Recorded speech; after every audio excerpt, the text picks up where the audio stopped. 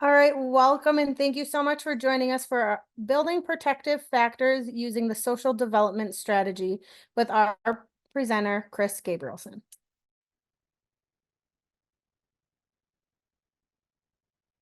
This presentation was prepared for the Great Lakes PTTC under a cooperative agreement from the Substance Abuse and Mental Health Services Administration, or SAMHSA. The opinions expressed in this webinar are the views of the speaker and do not reflect the official position of DHHS or SAMHSA. The PTTC believes that words matter and uses affirming language in all activities. We do have a few housekeeping items for you all. If you have any technical issues, please individually message Rebecca Bowler or Alyssa Qualla in the chat, and we would be happy to assist you. If you would like captions or the live transcript would be helpful, please locate the caption option by going to your Zoom toolbar, going into the More section, select captions, and then show captions. If you have any questions for the speaker, please put them in the Q&A section of the toolbar. You will be directed to a very short survey at the end of the presentation today, and certificates of attendance will be sent out via email to all who attended this webinar in full. If you'd like to stay connected with the Great Lakes PTTC, follow us on Facebook. We have a LinkedIn account, so check us out on there. We have a wonderful YouTube channel with all of our products and past webinars on there, and we also have a podcast channel. And I'm super excited to introduce our presenter, Chris Gabrielson. Chris is the co-director of the Great Lakes Prevention Technology Transfer Center. She has worked in the substance misuse prevention field for over 30 years. Thank you so much for being here today, Chris.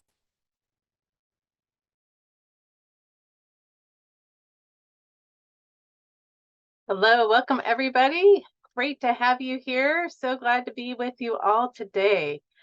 I am going to be presenting, as Alyssa said, we're going to talk about protective factors today. And I'm going to go ahead and share my screen as we get started here. There we go. I had it all ready to go, and those Zoom gremlins once again got me. So went to a black screen, no idea why. So great to have you all here. I'd love to see you put in the chat where you are coming from, and anything, if you want to put your role in prevention, I'd love to see it. So if you can say your city, state, and your role in prevention, or if you work in another field, that would be great. I'd love to see who all is here. We're going to have a nice size group today, which is going to be fun and helpful as we do some different interactions via the chat and other ways. All right, thank you for putting all this, your information in here. So great to see folks from across the Great Lakes region, as well as folks from outside our region. So welcome everybody, great to have you here. All right, so what are we doing today? What are we going to be talking about? We are going to cover 4 main areas. One, I'm going to do an introduction into protective factors, so more the broader picture of what protective factors are. Then we're going to talk about what the social development strategy is and the research behind it and how it was developed. Then we're going to take a deep dive into the social development strategy and really pull it apart so that you can understand how that social development strategy mechanism creates and builds protective factors. Then we're going to use the last part of it to talk about how do we put the social development strategy into action. So we have a full agenda for you today, and so glad you are here. Hopefully you all saw the email that Rebecca sent to you via our event website, our event email list. That's what I was looking for. We have a participant workbook for you, and I'm going to go ahead and show you when you got the email, you were directed to this website page. We tried something new where we created the product page where we put the recordings before the webinar. So this is where you will also find the recording, but you will see here that you can download the slides that I'm presenting for you, an assessment tool that I will be talking about, as well as a printable and flipbook version of the participant workbook. So if you have not already downloaded the participant workbook and would like to do that to follow along as I'm talking, please feel free to do so. And I see Rebecca's putting the link, or she put the link in the chat as well. So if you haven't seen it yet, you can click on that link and get there. All right. So before I get too far into this, I want to make sure when I'm talking about prevention that you understand what I mean by prevention, because there are quite a few different definitions of prevention. There's also some people talk about primary, secondary, tertiary prevention, different ways of describing prevention. I am talking about primary prevention today. So let's see what prevention can look like in some other fields or in some other ways in our lives. So, and on our computers, we have antivirus software. Antivirus software, hopefully you have it on yours.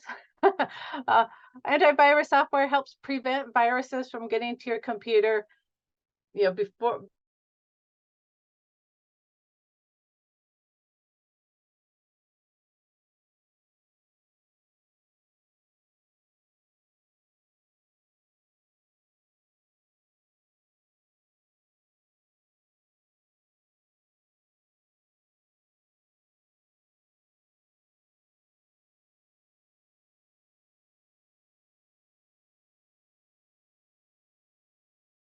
Of course, immunizations is an example of it looks like there we go. We're back. We're back. Back in line. Okay, great. All right. So this is the kind of prevention I'm going to be talking about today. We are talking about going upstream, and we're going to we're going to prevent things from happening before they ever begin. We aren't going to be doing relapse prevention. We aren't going to be talking about harm reduction today. Not that those aren't important, but that's not where we're going to be at today. So then the question becomes, though, is how do we actually do this? How do we put measures in place before there's ever a problem in order to prevent it from happening? We do this by reducing risk factors and increasing protective factors. Today, we will focus on the protective factors piece, but we do also need to make sure that in our prevention work, we are working on reducing risk factors at the same time. That's how we'll have maximum effectiveness. So this is the key. If we are to be effective in substance misuse prevention, we have to be doing these two things. We have to be reducing prevalent risk factors within our communities, and we have to be increasing protective factors amongst our youth.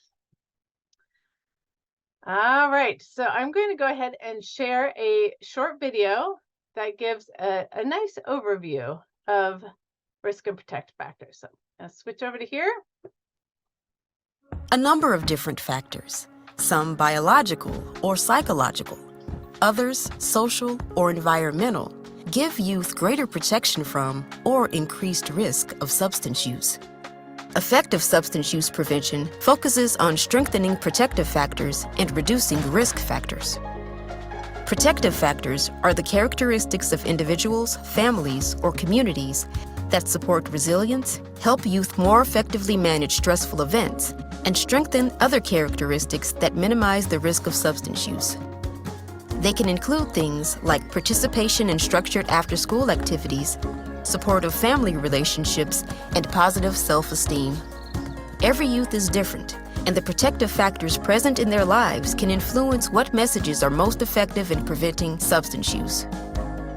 Dig deeper into protective and risk factors for youth substance use prevention and how they can be used for messaging at thenationalcouncil.org/gettingcandid. All right, so just a quick video there on hopefully putting in other words to make sure that we all are on the same page of what we're talking about when we're looking at risk factors and protective factors. So protective factors will be the topic today. We will cover risk factors in January if that interests you. All right, before we get too much farther, oops, I am sorry. Maybe we just switched over. There we go. Before we get too far, we are going to do a pre-test. This is something a little different. We have not tried before. There is now a quiz or test function in Zoom, and we thought we'd test it out to see how well I do as a presenter today. So what we're going to do is we're going to pull up a poll, and if you could go ahead and take a minute or two to complete this pre-test, I would greatly appreciate it. I'll see how effective I've been today. So I'm going to be quiet so you can go ahead and read through it, but make sure you slide the scroll the bar down on the right to get to all 4 questions.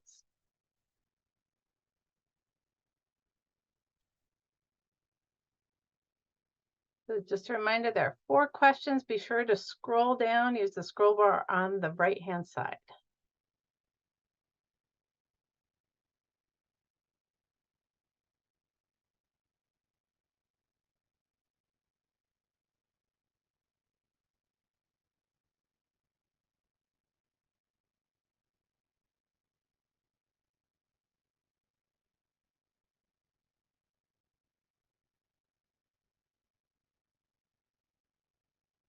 All right, we have about 81% have participated. I'm gonna wait about 20 more seconds or so, give you a chance to finish up. We're close to 90%. Thank you.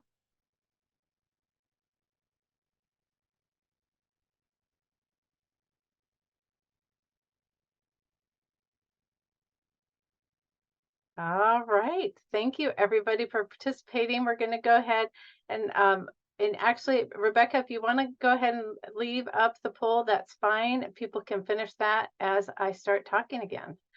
So we will do a post test towards the end so that we can look to see how well I did at helping you understand those questions. All right, so a couple more things around protective factors before we get into the social development strategy. One is want to make sure that we're understanding that through protective factors, the work that we're doing is we are working on creating conditions for healthy youth development and well-being. So kind of broader healthy youth development and well-being.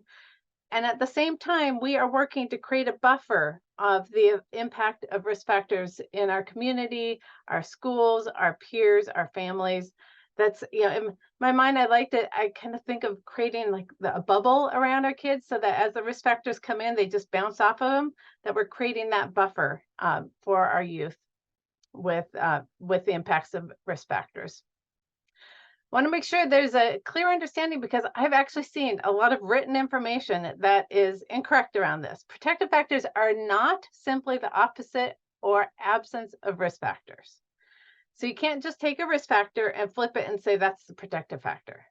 So if it's family history of substance misuse, the opposite is not that you don't have a family with a history of substance misuse. That kind of information. It's actually something completely separate. It's a separate mechanism that is happening. So not just the absence or opposite of risk factors. All right. What do you think? When you look at this, I want to see in the chat. What do you see when you look at this picture? I'm guessing some of you have seen this one before. What do you see in this picture? Do you see a young woman or an old woman? What do you see? What do you see in here? All right, I'm saying young woman, old woman. Few people say both. Lots say young woman. All right. Some people, it's the first time they've seen it. All right. So you can, depending on how you look at this picture, you can see both. So let me help you see both of those for those of you who are having a hard time seeing both. So I'm going to go ahead and block out part of this picture. So this is the young woman. So the young woman, if you can see my face, hopefully I'm large enough on your screen, she's kind of looking down and over. And you see right here, so here's her perky little nose, and then these are her eyelashes, or an eyelash, and that's her ear. So, and that's her chin. So she's just looking over that way and looking down. And this is her hair with the feather coming up. Everybody see the young lady? Put a yes or thumbs up in the chat if you can see the young lady. Okay, seeing lots of yeses. Oh, got the thumbs up at the bottom. Perfect. I love it. Love the reaction at the bottom. Okay, great. Okay, so now let's make sure you all can see the old lady. So the older woman. So here's the older woman. So she has quite a pronounced chin down here at the bottom. These are her lips. And this is her prominent nose. She has a prominent nose, and there's her eye right here. So she's kind of looking down like that. All right. Everybody see that one? Go ahead and put either yes in the chat or put a thumbs up in the bottom if you're able to see it. So I see one no, it looks like. It looks a bit like your late granny. I love it. Somebody says. All right. So let's try that. I see one no. So this is her hair. This is her eye. It's kind of a wrinkly eye. So we can only see one eye. This is so, and it's a profile. Maybe that helps. So we're seeing a profile of her. And this is her prominent nose right here, her lips right here, and then her chin is down there. Prominent chin. All right. So I'm seeing lots of yeses now. Oh, you never found the old woman before. Okay, great. I'm glad that we could help. All right. So kind of a fun thing to do, but what's the point of putting up this picture? Why am I bothering doing this? Because as we are thinking about our work in prevention, go back to here, we need to see the full picture of what's going on. And we can only see the full picture if we look at both risk and protective factors.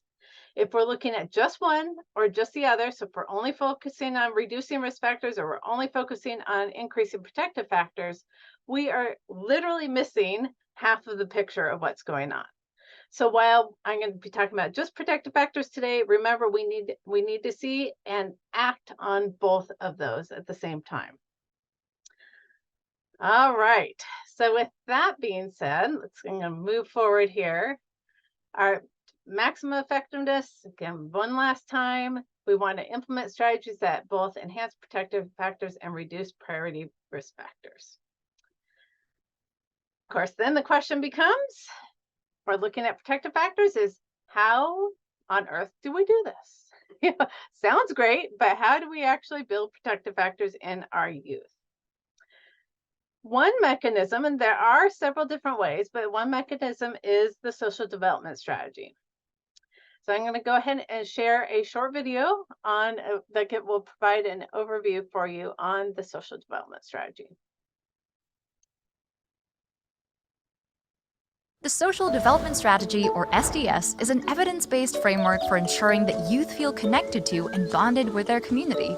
Research has shown that when we do this, we will see better outcomes and fewer problems for our youth. So, what does this look like? The Social Development Strategy is an easy-to-use strategy that works. There are 5 key components. 1. Provide opportunities for youth. 2. Teach young people skills for success. 3. Provide praise and recognition. 4. Bond with youth.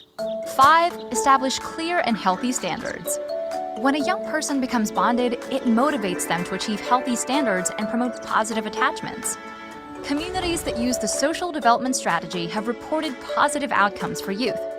Specifically, when compared to communities without the social development strategy, these communities saw a greater percentage of youth who graduated high school on time, better economic outcomes for youths later in life, better mental health of youth in the transition to adulthood, and fewer teen pregnancies.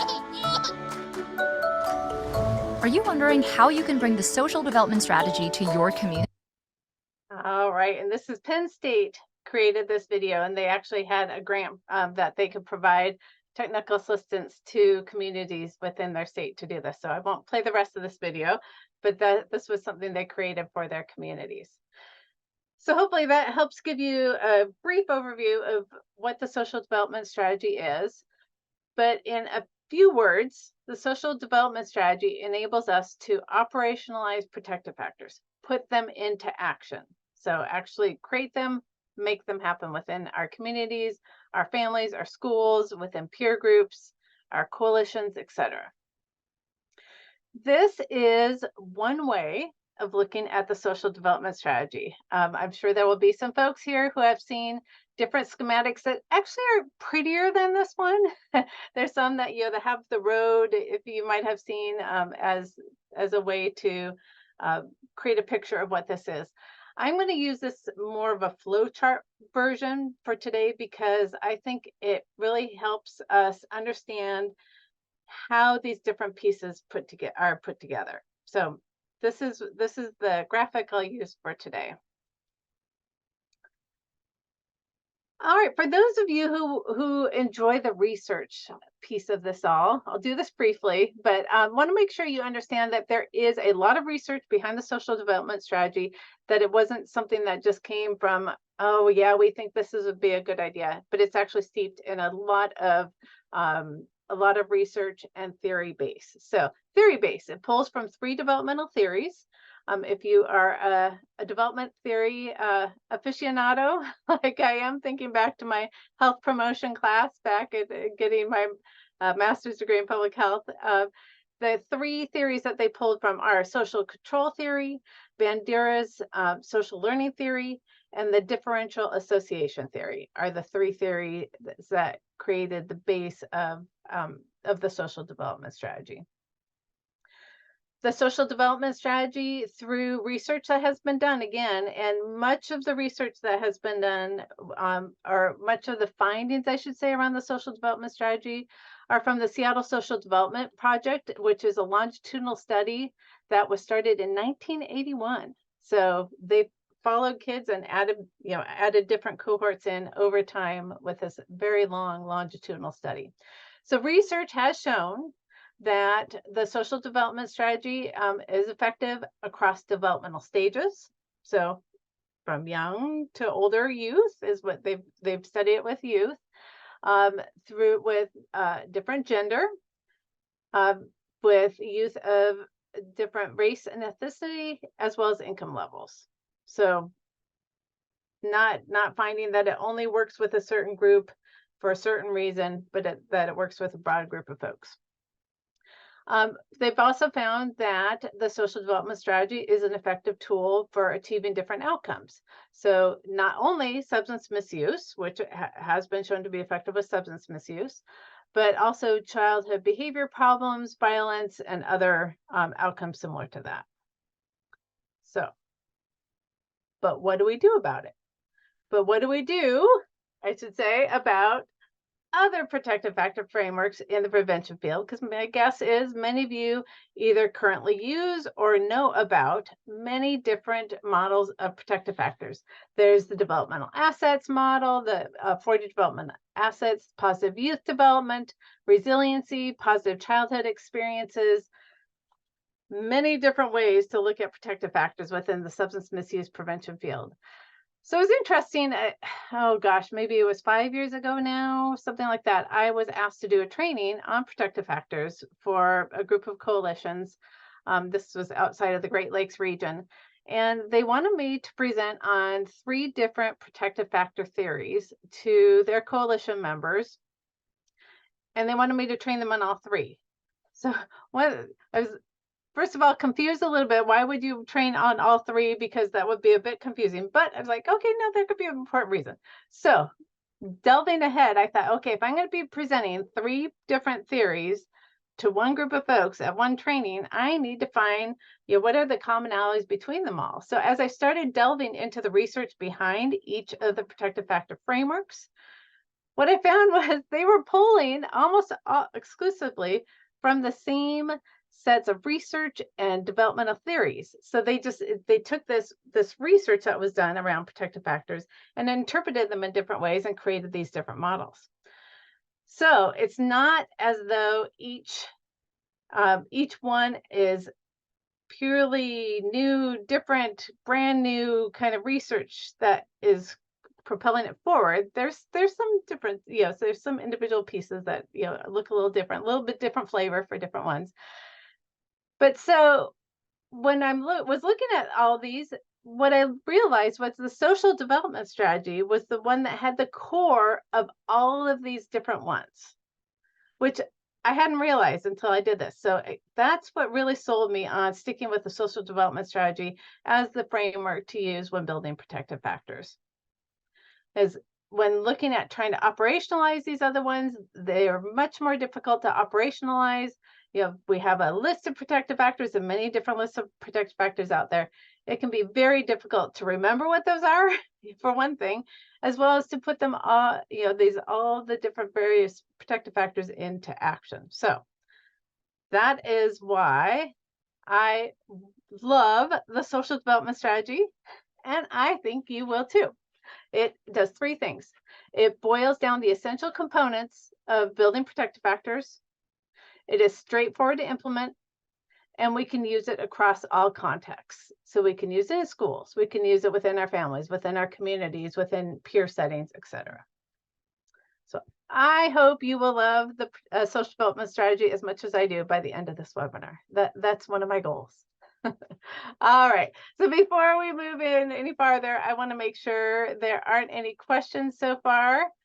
And of course that went forward. I'm losing it won't let me get to the Q&A. So I'm wondering, Lissa or Rebecca, do you mind letting me know if there's any, it won't let me get to the Q&A for some reason. I'm going to go ahead and No exit out. questions right now. No question. Okay, then I don't need to get out. Okay, if you have questions as I'm going along, be sure to put them in the Q&A. All right, with that, let's jump into the social development strategy and really analyze each part of it so we can get to know it well. So we're going to start with the individual characteristics. So this is the bottom of this flow chart. This graphic is individual characteristics. Let's look at what those are and talk about what those are. So individual characteristics are personalities and traits, and that impact our ability to learn. So there are things such as resiliency, temperament, sociability, etc., that impact how we learn. How we learn quickly, and as it says on this the slide. So let's look a little bit at each of these where I have resilient. I have the resilient temperament, sociability, and ability to learn quickly. So resilient temperament. Many of you may be familiar with this. These are the things that when we talk about when people are facing adversity, whether or not they bounce back quickly or not. So facing a challenging situation, does the person shut down and just like, oh no, I can't handle this, I can't do this, I can't, or okay, that was a challenging thing, I'm going to bounce back, I'm going to take care of this, I'm okay, it doesn't impact me personally that, oh my gosh, I'm a terrible person because this happened, but instead they can bounce back from adversity quite easily. So that's the resilient temperament. Sociability is a few different things. So that's things like they're easy to be around. So these are the kids, we're talking about youth today. So these are the kids that are nice to have around. It's not that when they walk in the door, you're like, take a deep breath and like, okay, here we go. It's going to be a challenge to deal with them, but they're easy to be around. They're more likely to be chosen for different opportunities that come up because they're often more easy to be around. They're sociable, and they're the ones. For some reason, when I see this and think about this, I always think back to in my early 20s. I went with my college roommate to Hawaii. So this is really, it might sound like a random story, but really, I'm going to get there.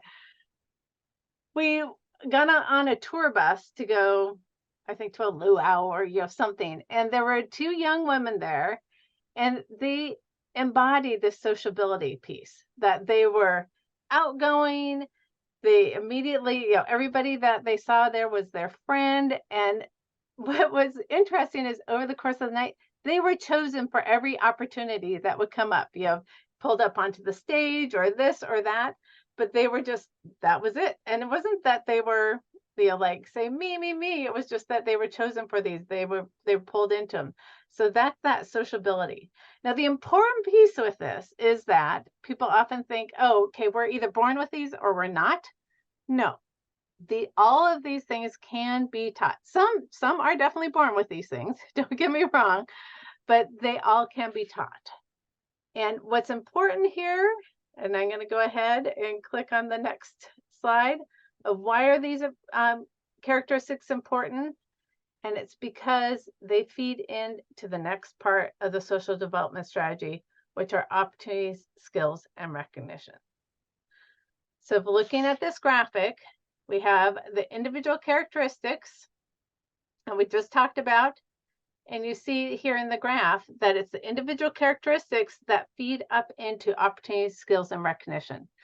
So how quickly we learn, our sociability, our resilient temperament, different things about our individual personalities and traits impact when we're presented with opportunities, how we take opportunities, how quickly we learn skills, and how we take recognition. So that's why we need to think about when we're working with youth, those individual characteristics are going to impact how they're going to react to this next part. These opportunity, skills, and recognition are what I view as, or what I call key ingredients, that it takes these three ingredients, opportunity, skills, and recognition, to create bonding, which is the next part of the social development strategy and the key piece, another key piece of the social development strategy, creating protective factors. So let's look at all three of these separately. One is with opportunities considerations is we want to make sure when we present opportunities to youth as a part of building our protective factors that we provide them meaningful opportunities, not token opportunities, not opportunities that we think we would like as adults, but as youth really would not be meaningful to them. So they have to be meaningful opportunities. We have to make sure they're developmentally appropriate, that, if we're giving a opportunity to an elementary school student, that's an appropriate opportunity for them developmentally, versus maybe that same opportunity would be more appropriate for a high school student. So thinking about what would be developmentally appropriate. We want to make sure to match opportunities to individuals. So again, those individual characteristics of what things will people view, a youth view as opportunities, as well as the Goldilocks level. So that when I say that, it's the just right opportunity, just right at the time opportunity for a youth. So let's say, for example, that you are working in a substance misuse prevention coalition, and you decide, and you don't currently have any youth in your coalition, but you decide it is important to get the youth voice in there, and you want to provide a meaningful opportunity to involve youth in your coalition. So what would make it meaningful for them? That's the first thing you'll have to ask is, would this be a meaningful opportunity? Do these youth really want to go and sit and listen? If you hold monthly meetings for 2 hours where you talk about things that may not be of interest to youth, is that really a meaningful opportunity, or is it going to feel more like a punishment for them to sit through it? So how can it be a meaningful opportunity? We need to look at first. And which youth? Again, when I just this example, would you want an elementary school student on your sitting in your coalition board meetings, or perhaps a high school student or a college student? Where would the developmental stage be that was appropriate for what you're wanting to do with the youth coalition or with the coalition? Finding match to individual, who would be ideal to bring in. Maybe it's a student who already works on some activities within the school system that are substance misuse prevention activities, or maybe it's somebody that's not at all involved, but it would be great to pull in, and it would be interested in pulling in. And again, making sure what their involvement is in the coalition is that Goldilocks level of just right of what they're involved with.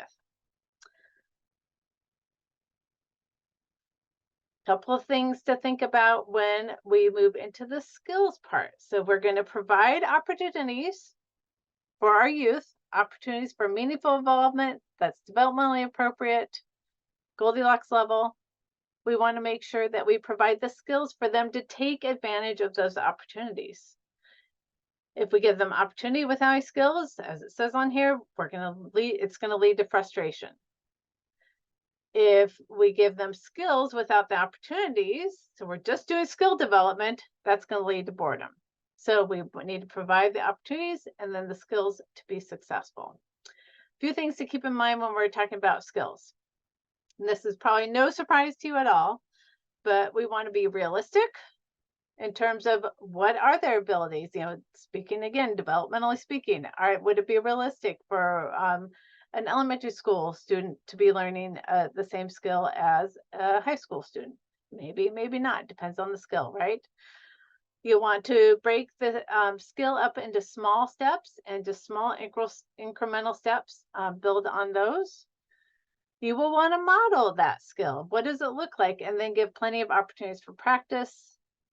And of course, you want to, as they're succeeding with the small steps of learning the skill, you'll want to build on that success.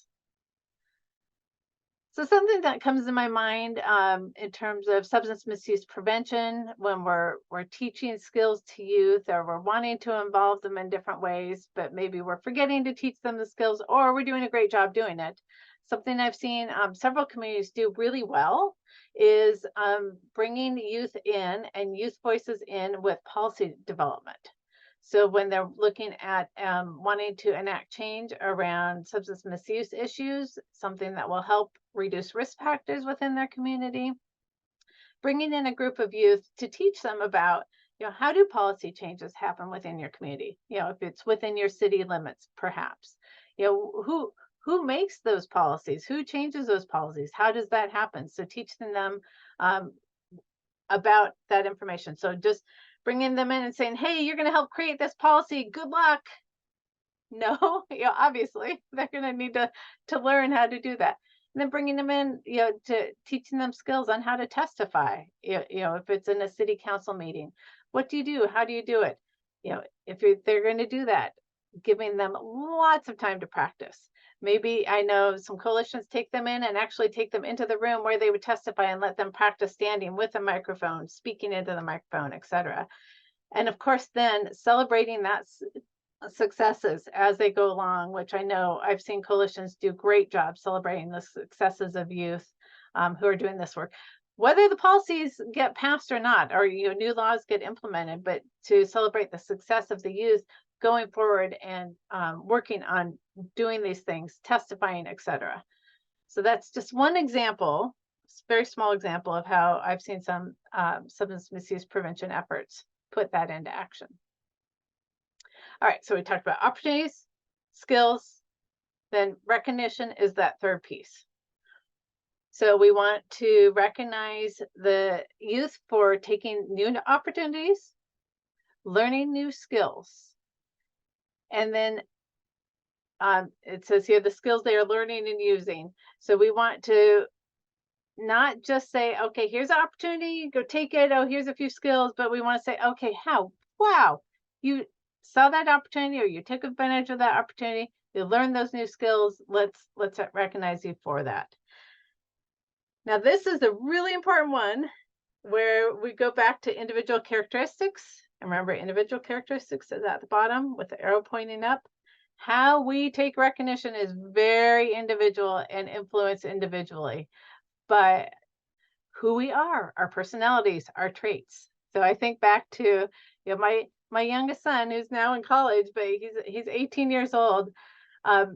Giving him recognition was incredibly difficult, just as a parent. Just to say, wow, gosh, I saw you had that opportunity. I would, try to, but he would just shut down if I tried to, verbally just kind of, wow, that was great, anything like that. What I found is I had to get on the phone with my mom and say, gosh, I just saw him do this and da da da da, and knowing that he could hear me. That's how he liked to be recognized. He did not like the straight, here, I'm going to go give you that recognition. Something like a school assemblies where students are recognized. If he knew that he was going to be recognized in front of the school, he would have made sure to not accomplish whatever it was that they were recognizing, because he would have viewed that as pure punishment. So when we're thinking about how we're going to recognize our youth, if we're taking advantage of opportunities, learning new skills, we have to make sure we're really individually focused on what they will view as truly recognition. All right, a few things to keep in mind with recognition. I think this is just restating somewhat most of what I just said, but make sure they view it as positive, not punishment. It's most effective when it's specific to the skill they're learning.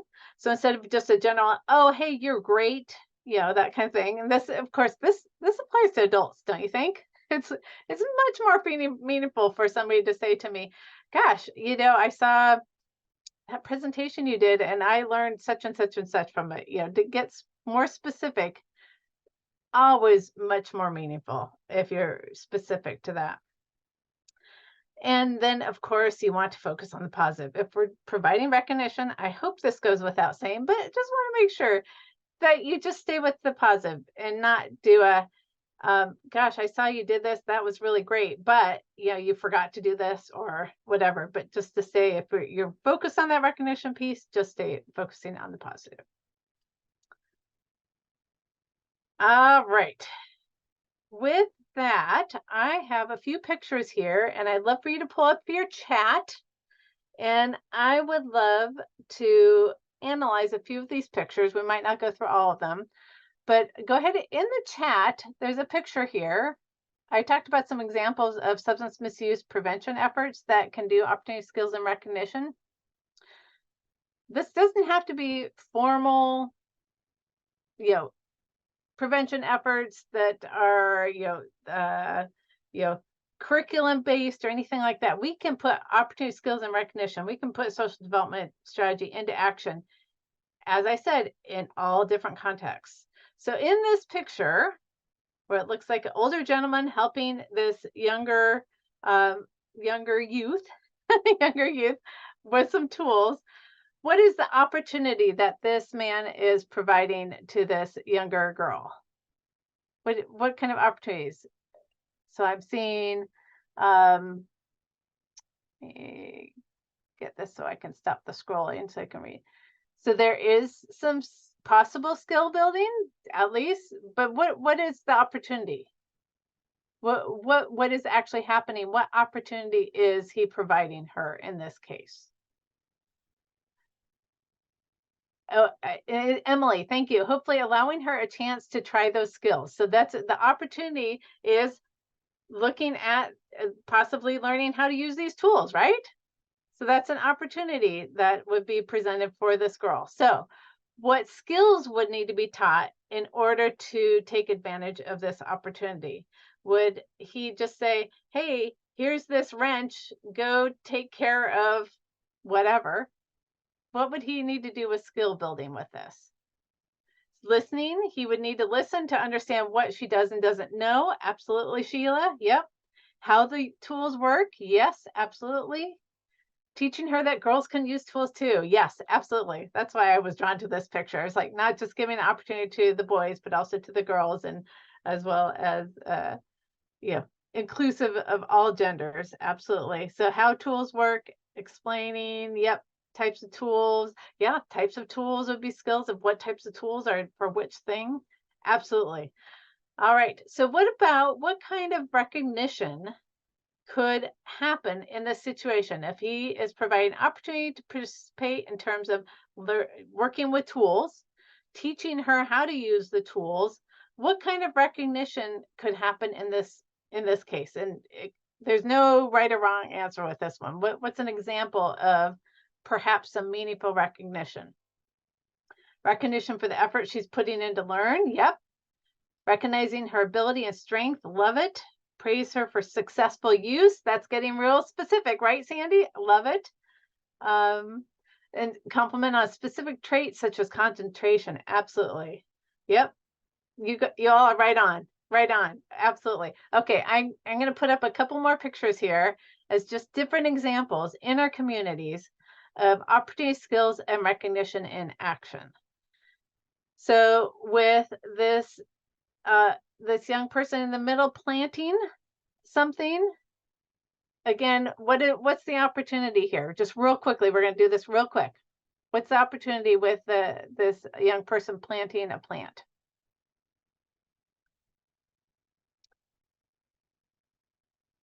Possibly grow his own food. Yeah.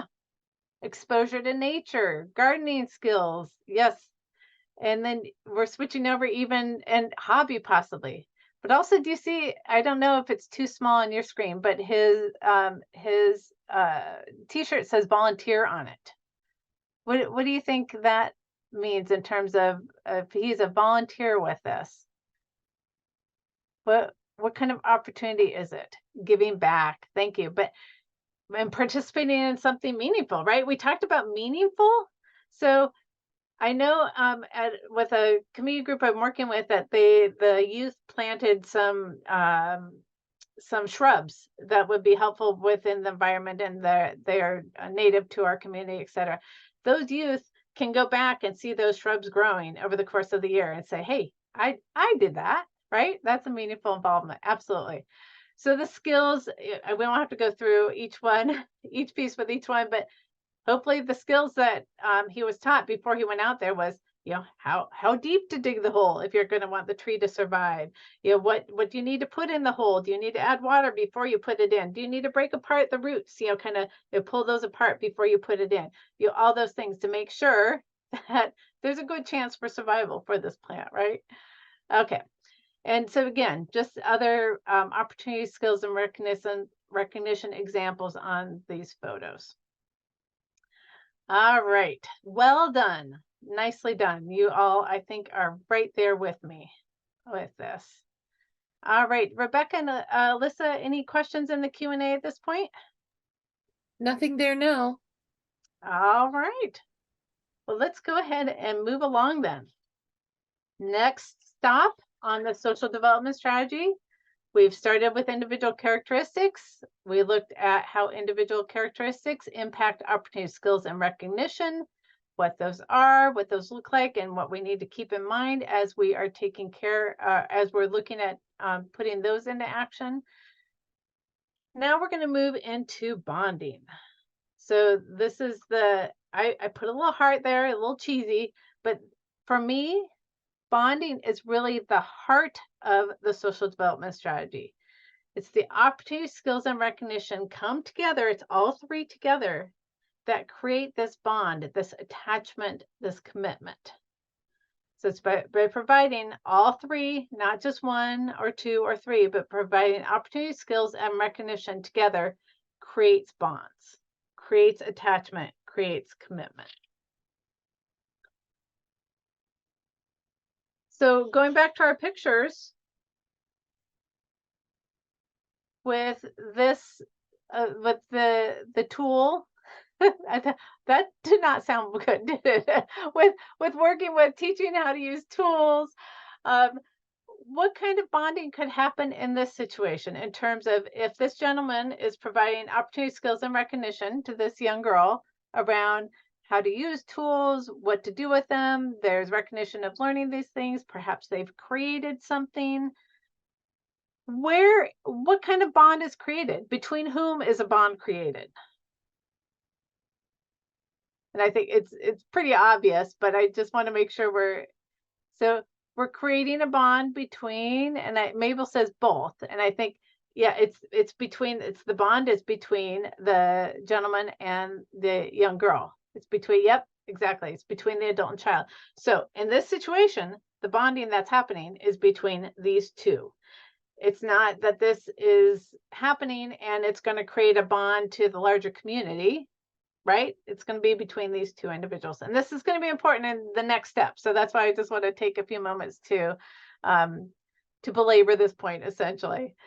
What about for this young gentleman? What he's volunteering for an effort within their community to plant perhaps native shrubs.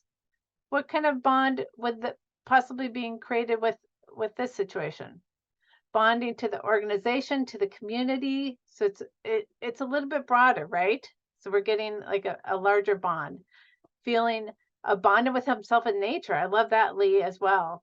That there's can also be that bond as well. But in this situation, in terms of opportunity, skills, and recognition, the bond would be with either the organization within which he's working, and or the larger community. And Nicole, I like that, to the other volunteers as well.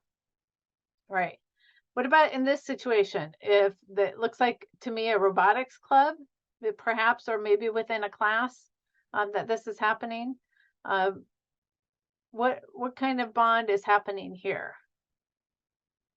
So perhaps with peers, yes, there's probably some peer bonding going on. Oh, and it might be a STEM class. Yes, Virginia, absolutely. as well as with the teacher or the mentor. We don't know quite what role she's in. She might be a teacher or perhaps a club leader. At least in our schools here, they were always outside clubs. So that's why I think that's why that's in my head. But yeah, between the instructor and students, as well as within the peers within that club, absolutely, that's many opportunities being created in terms of being able to learn about these robots, how to do it, lots of skills development going on, hopefully recognition going on, right? Okay, and last one, let's go to this one. The last one. What about in this situation? What kind of bonding could be going on here? That looks like this young woman's learning boxing or working out.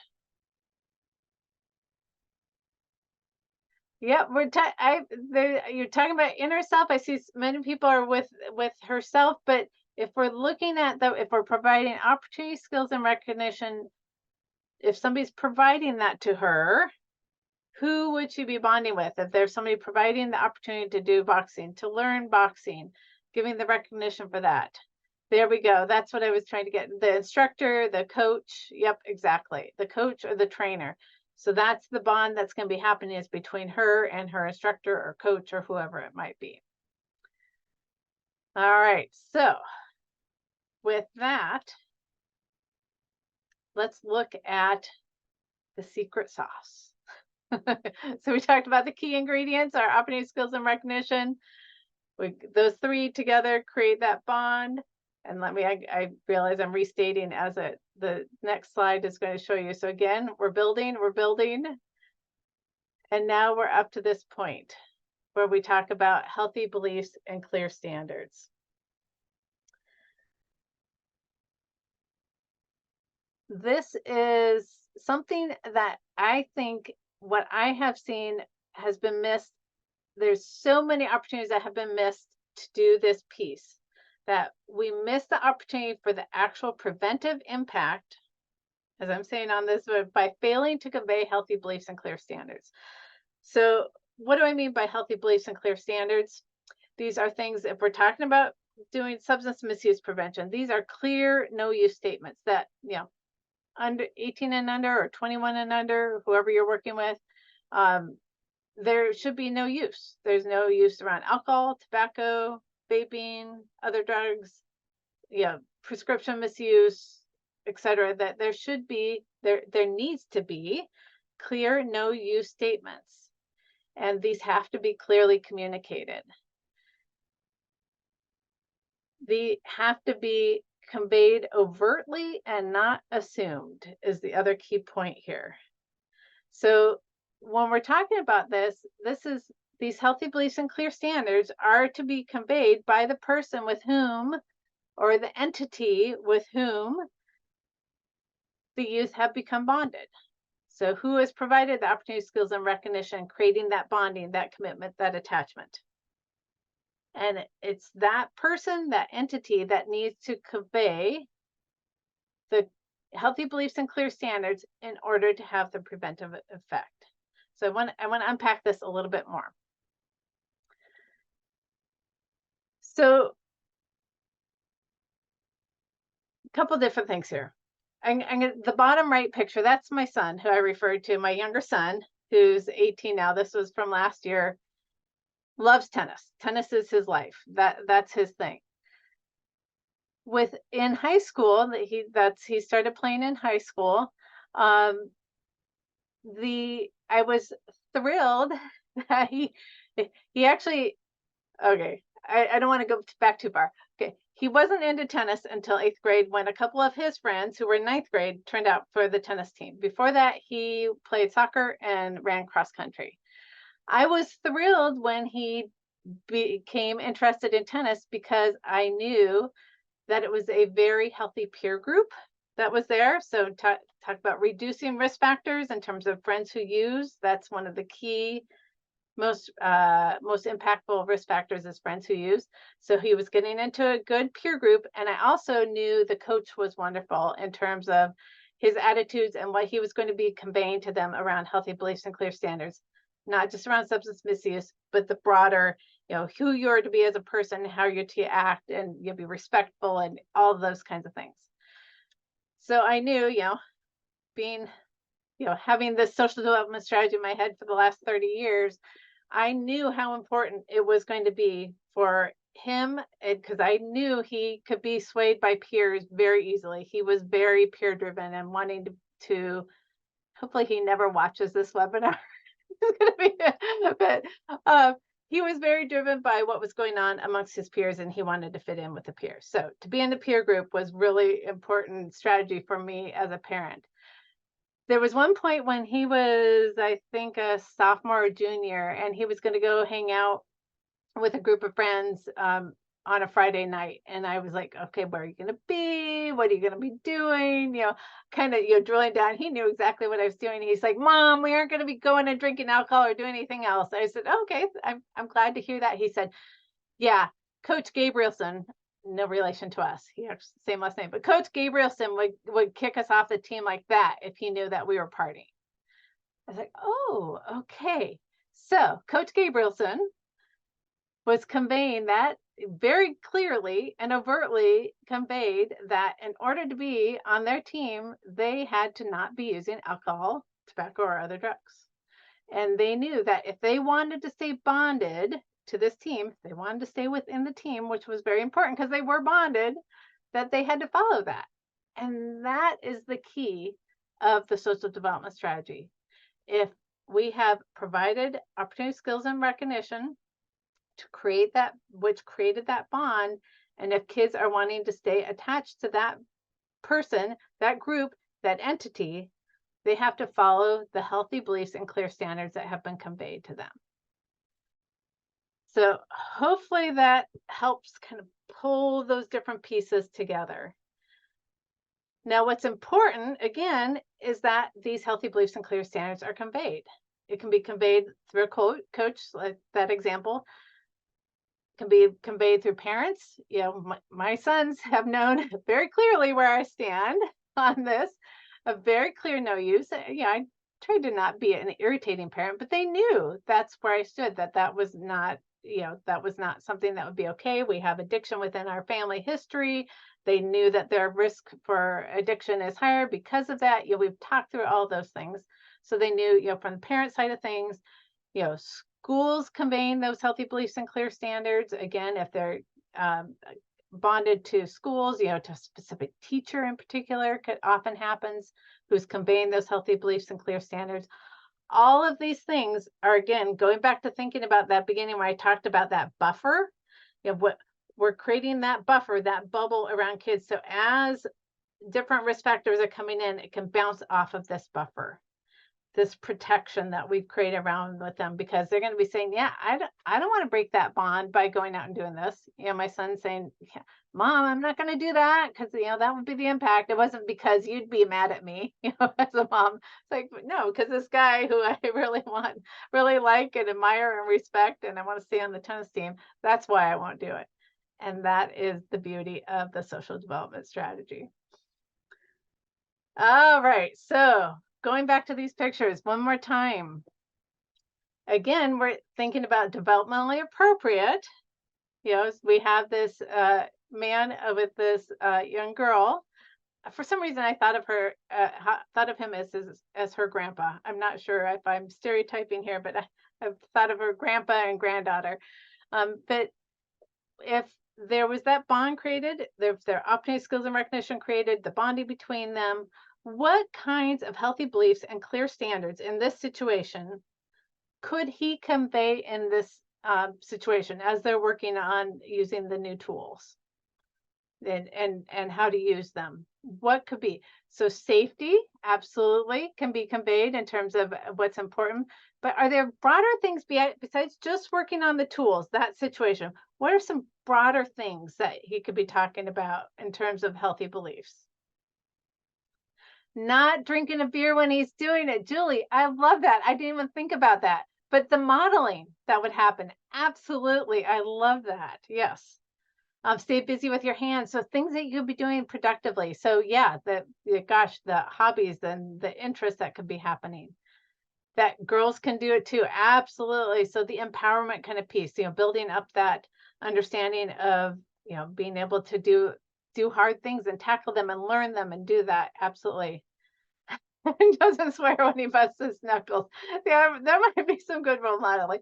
Although, you hit your thumb with a hammer, that could be pretty hard to not do. All right. So, but as we're doing these things, I want to point out, as you're working with tools, as you're providing those opportunity, skills, and recognition, as you're working with youth, can be the broader discussion around how we are being safe, and you have that whole thing around the modeling of what we're doing. Gosh, I'm being very vague right now, and I did not get specific enough. But I'm going to go into the next photo so that we can get a little bit more specific. I want to actually move over to, well, let's go ahead and do this one.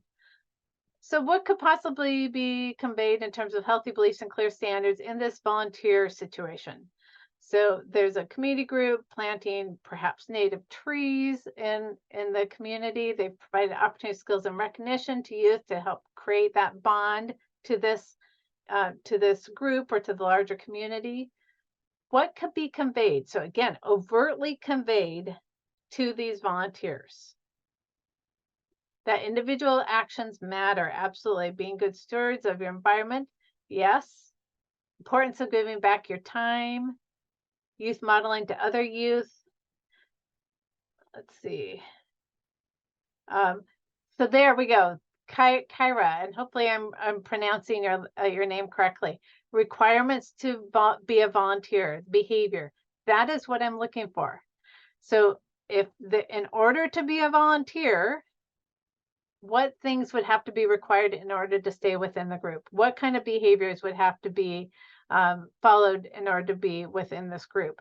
Again, because it's those overtly conveyed expectations around behavior that's going to shape the impact of what decisions they're going to make. So yes, absolutely. That's what I was looking for. All right. Oh, delayed gratification. I like that. That's something to be learning, right? But the healthy beliefs and clear standards is what things do we expect in terms of their behavior? All right, so let's go into this next one.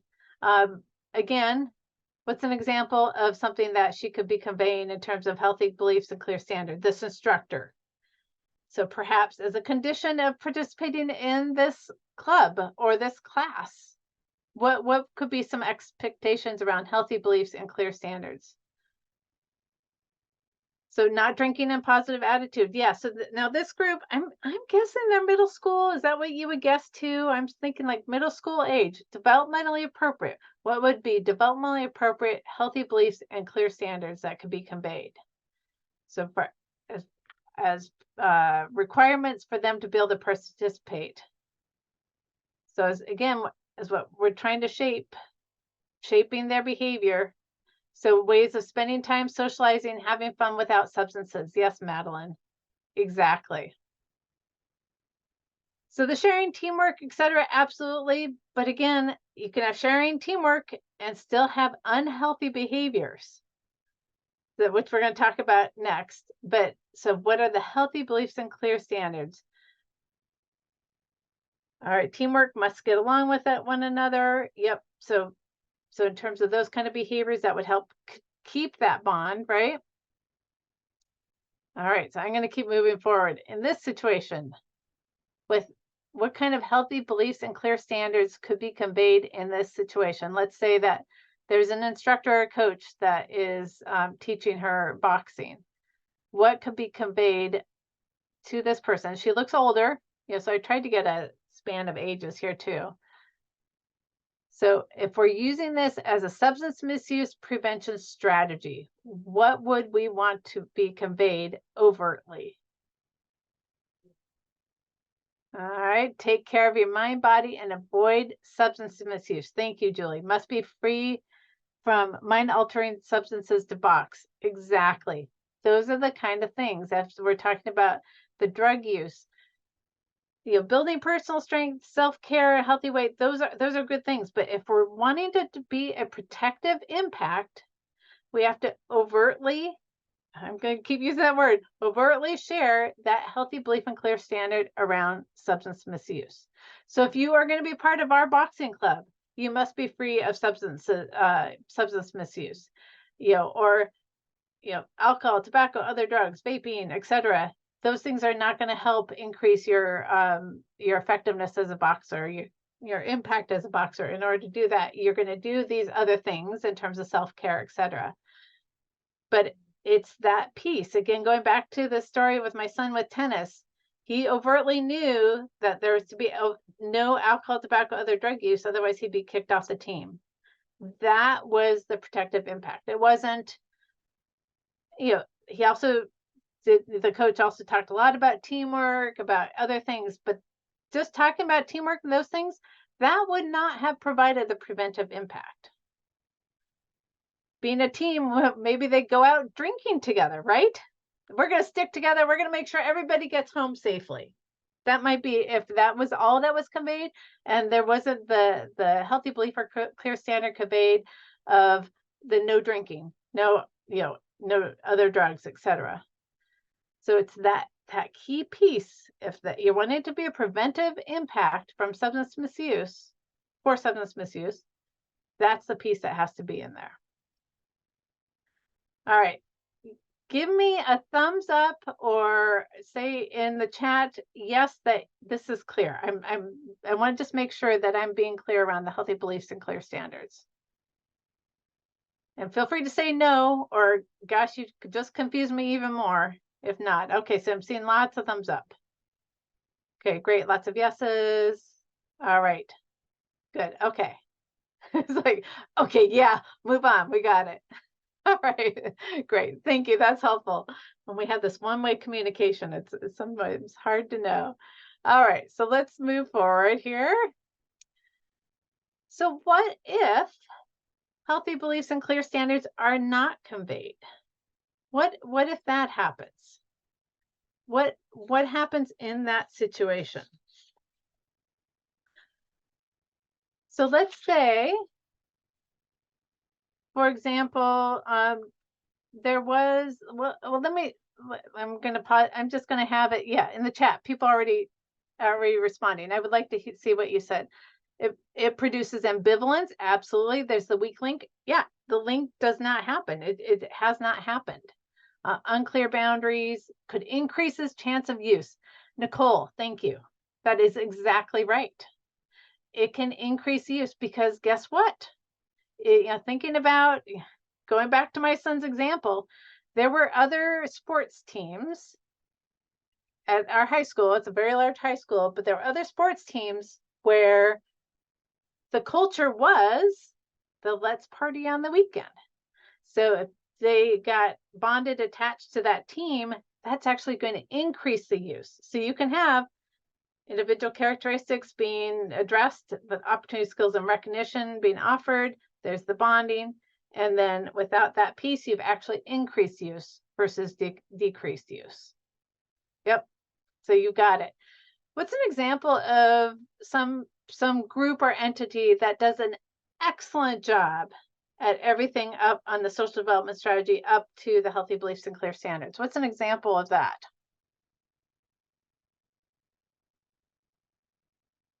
What's an example? The YMCA? I hope not.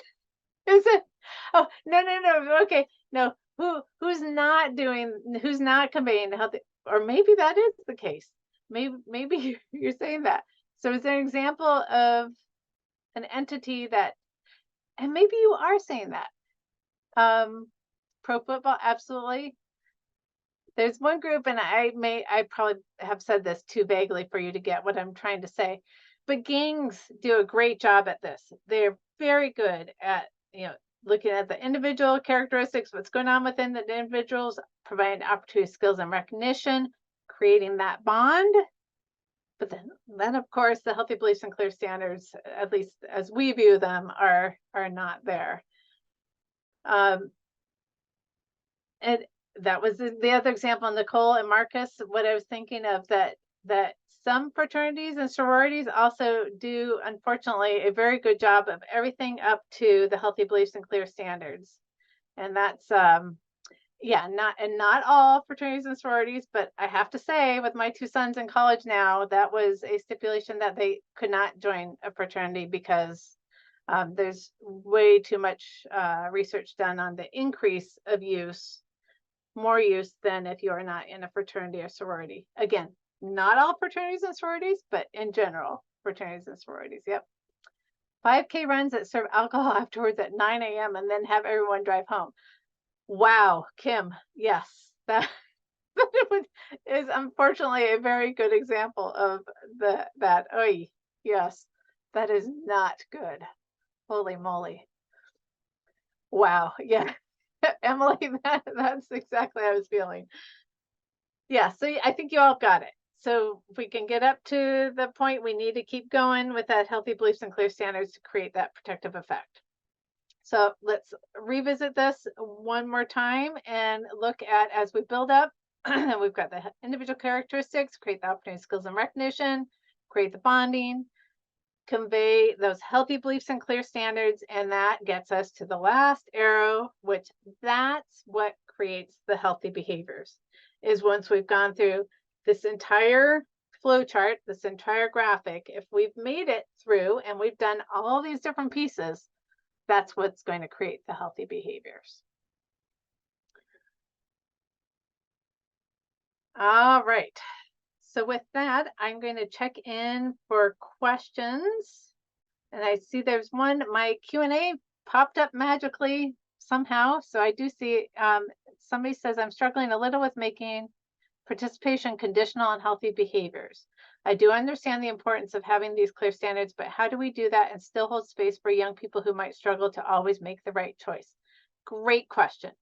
And it could be not that they are kicked off of or out of a group forever, but perhaps they have to work back in to join the group again.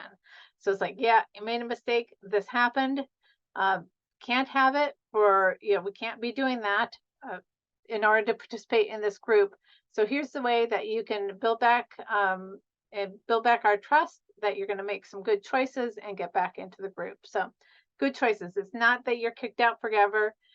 You think about bonds between, parents, caregivers and children. If they do something, you don't hopefully kick them out of the family. It's just like, okay, yeah, that did not work. There are consequences to your action, but let's build back up and get to that point. So great question. Thank you. Any other questions before I move along? Okay, I'm not seeing anything come in. So with that, we are going to move into the post-test. So I know some folks probably joined after we did the pre-test. If you joined after the pre-test, I will ask you to not do the post-test because we're wanting to see how we've moved from pre-test to post-test. So Rebecca, if you could go ahead and pull up, and this is anonymous, don't feel any pressure. This is to see how well I did as a facilitator. So be sure to scroll down on the bar to the right.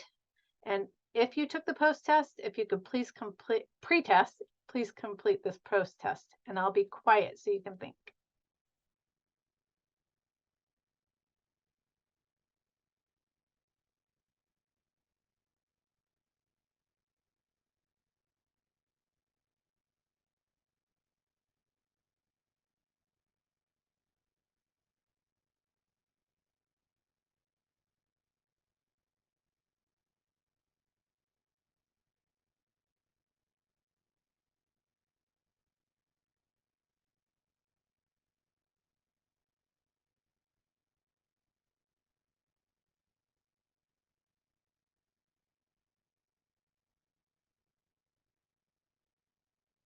Chris, can you see the poll? I can. Yes, people are responding. So That's what I thought. There's some people who can't see it. So okay. maybe it's hiding behind something on your screen. You might want to double check. But it does seem to be working. Yeah, we have about 60% have participated. So looks like a lot of folks have.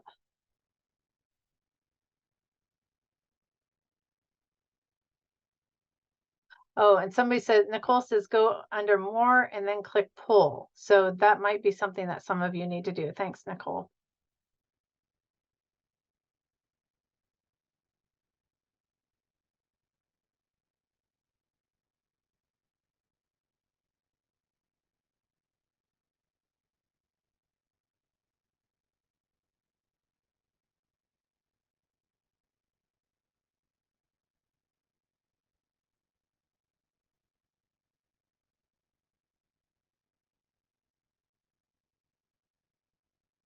All right, we're going to do about 20 more seconds.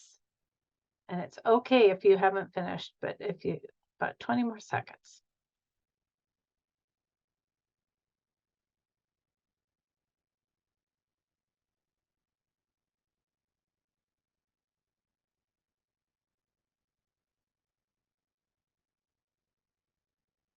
All right, and with that, let's go ahead and end the poll and share, Rebecca. All right, so let's quickly go through to make sure that everybody knows the correct answer. And look at that. I didn't realize Zoom was going to actually put in the correct answer. So that's cool. So question number 1, how does bonding and attachment occur? So we gotta have all 3: opportunity, skills, and recognition. True or false? Protective factors can be defined as the absence or counterpoint to risk factors. So that is false. 79% of you remember that that was one of the first slides. So that was a while ago, right? So it's not simply the absence of or the opposite of a risk factor. There's completely separate mechanisms going on. Number 3, the components of the social development strategy include, so it's 85% of you got that. That's all of those things together. Nicely done. And true or false, it looks like I didn't quite do this part well. So it looks like folks weren't quite sure. So it's essential that we primarily focus our prevention efforts on increasing protective factors so we don't get caught in the negativity of risk factors. The reason why I put this on here is because I hear this very often. But remember back to the picture where we saw both the young woman and the old woman. If we're focusing only on one and not the other, then we're missing half the picture. So while it can feel better sometimes, like if we just feel better if we just focus on the protective factors that primarily focus on that, we have to reduce those risk factors as well within our community. Those risk factors, at a certain point, if there are too many around, we won't be able to create enough protective factors to really buffer it. It's like there's too much coming in. So we have to reduce risk factors at the same time as increasing protective factors. So great. Thank you for trying that out and testing that out with us. We are able to download the results afterwards. So I'll analyze the change between the pre and the post. So thank you for doing that. All right, we'll go ahead and stop sharing and we will move on to the last part here. All right, putting the social development strategy into action. I'm going to go ahead. There is a video here, and I'm going to ask that you watch this if you're interested afterwards. It's in your workbook. There's a link to it, so you can watch it afterwards. It's a short, like 4 or 5 minute video on why it's important to address both risk and protective factors, and to take action to do that. So that's in your workbook. So I just talked about, we must ensure our prevention efforts do both. So as we are looking at what strategies we're going to put into place, what we're doing in our everyday work with youth, we have to both be looking at what can we be doing to reduce those risk factors as well as increasing protective factors. We need to make sure that we also have in place multiple strategies to address multiple risk factors while increasing protective factors.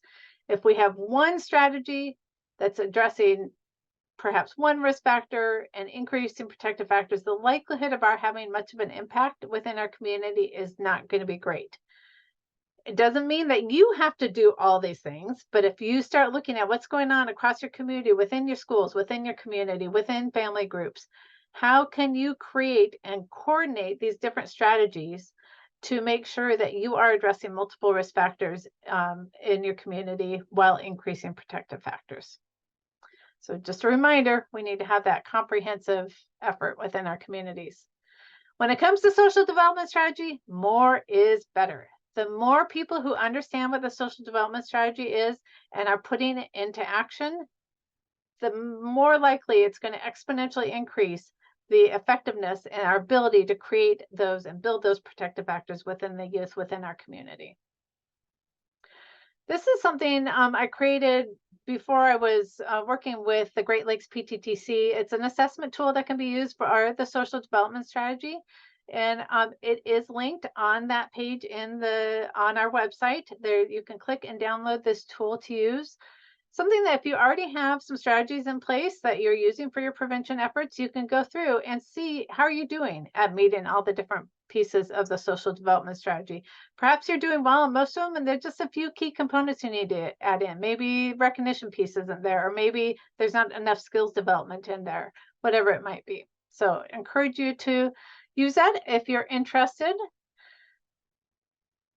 So 3 things. If you're wanting to institutionalize the social development strategy within your community, 3 tasks that I encourage you to look at doing. One is you'll want to gain buy-in from your leaders. So that could be both informal leaders within your community as well as formal leaders. It could be that you need to start within your own organization of getting buy-off from the leaders within your organization. But working on getting that buy-in and people understanding the importance of putting the social development strategy into action. Second is train as many people as you can on the social development strategy. Train parents, train school personnel, train your coalition members, train your volunteers, et cetera, et cetera. The more people who know and understand how to do this, the better. And we do have, there is a slide presentation that you can download for free that you can use to train folks. Again, look at your workbook in the putting SDS into action. There's a link to it. And then, of course, as I just mentioned, you can apply the social development assessment tool to your different strategies. And I have a request of you all.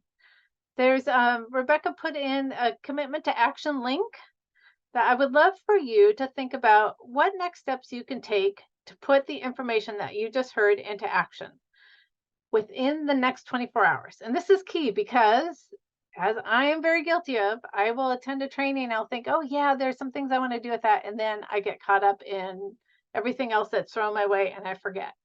So what are some things you might be able to do? And I'm putting a few ideas on the screen here of things that you might be able to do. And those are also in your workbook.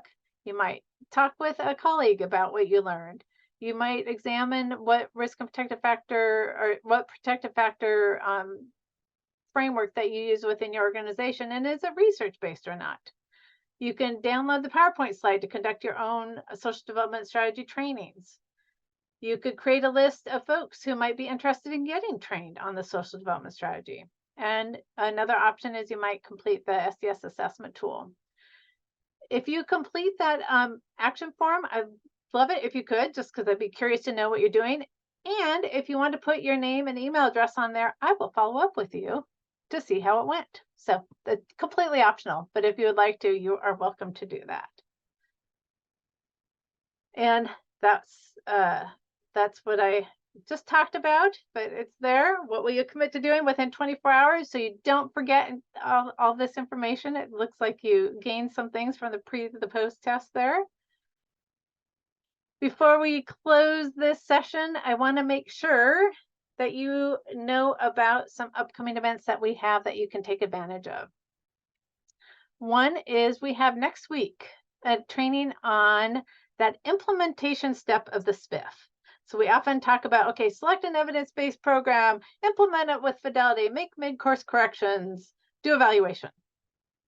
But we don't talk about how do you make those, assess the fidelity and make those mid-course corrections.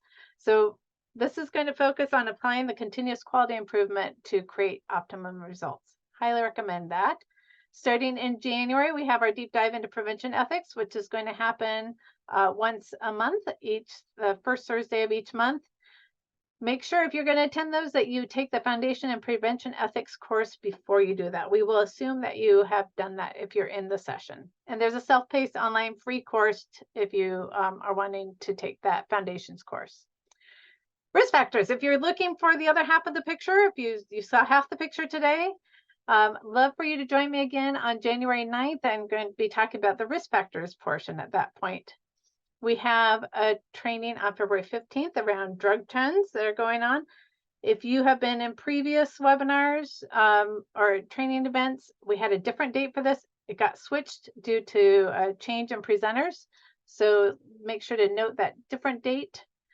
February 8th, we have a training on meeting facilitation. We have about 15 slots left, very few. So if you're wanting to take that, sign up today. Virtual SAPs for those who are in the Great Lakes region. We are about half filled already for this. So if you're interested, apply soon to participate. And this is the last virtual SAPs that we are going to do for this fiscal year, which goes through September. So if you're wanting to participate in one of our SAPs courses, this is your last opportunity for the year. Love, if you haven't already, love it if you follow us on social media. This is the way we can get information out to you on a regular basis. We post every day. Try to share information that would be of interest to substance misuse prevention folks. So please, if you're a LinkedIn person, follow us there. If you're a Facebook person, like and follow us on Facebook. And with that, we have the evaluation form, which will be redirected to after this webinar is closed out, or you can use this QR code or the link. As I've said before, I read every comment that comes in, so please know that the time you spend thinking about how well this worked for you and what things we could have done differently to make it better, I take to heart and helps us shape future events that we deliver for you. And with that, a huge thank you to you all, your active participation. It was great to be here with you. Also, a huge thank you to Alyssa and Rebecca, who were on the back end helping us with technology.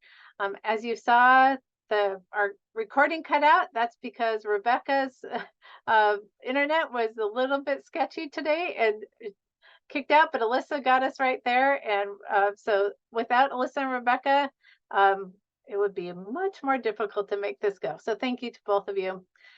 We'll see you all at another Great Lakes PTTC event soon. Bye-bye. We're closing it out. Thank you.